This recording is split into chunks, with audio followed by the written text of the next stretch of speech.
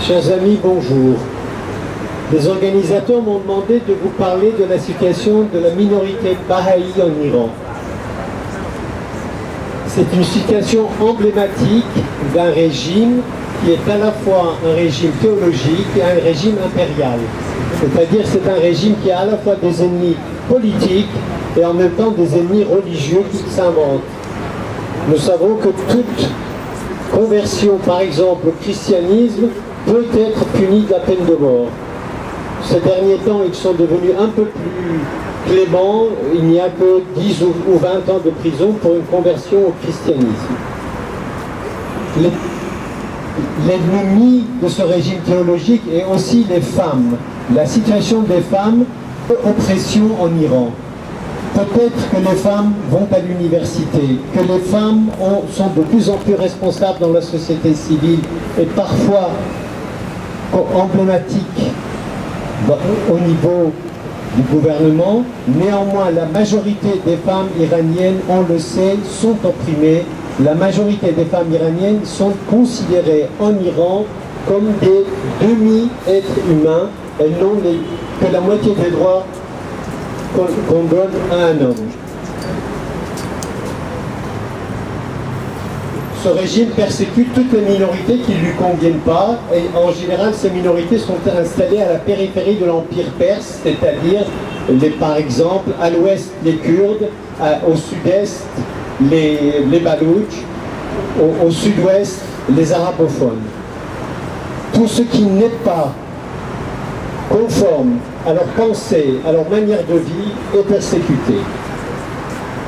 L'histoire de la minorité Baha'i est emblématique en ce sens que cela fait 150 ans que cela dure, et chaque fois que les autorités religieuses ont eu du pouvoir, ils ont persécuté de façon sanglante les Baha'i depuis 1844. Ce qui est important, c'est de savoir que c'est la seule minorité dont les enfants sont persécutés de façon systématique à l'école et à l'université. À l'université parce qu'aucun Baha'i n'a le droit d'y entrer. Tout étudiant qui se déclare Baha'i est automatiquement expulsé de l'université. Mais ce qui est encore pire, c'est que les enfants à l'école primaire sont maltraités. C'est-à-dire que dans certaines écoles, selon les directives du ministère de l'Éducation nationale, le matin, à l'heure de la prière, on fait venir un petit enfant Baha'i sur le front des troupes, on l'insulte, on lui crache dessus, on oblige ses petits camarades à l'injurier et à le maltraiter.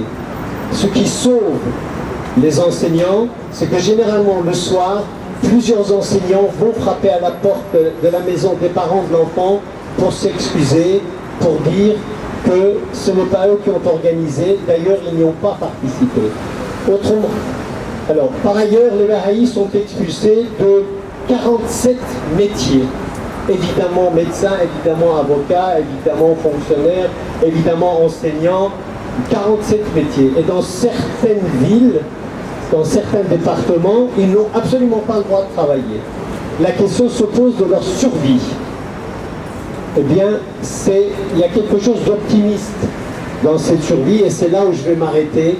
Si les Baha'i, les 300 000, 500 000 Baha'i iraniens ne meurent pas de faim, c'est grâce à la solidarité des Iraniens, c'est grâce à la solidarité des peuples iraniens, c'est grâce à la solidarité de leurs amis, de leurs familles et des anonymes. C'est-à-dire qu'il y a des gens qui n'ont aucune raison d'aider un Baha'i et qui, s'ils ont l'occasion, ils le font, ils l'embauchent, et ils l'embauchent très souvent clandestinement, puisque s'ils le déclarent, eh bien, l'usine est fermée et le Baha'i est emprisonné. Alors je termine donc sur cette note d'optimisme. Le peuple iranien est solidaire des persécutés.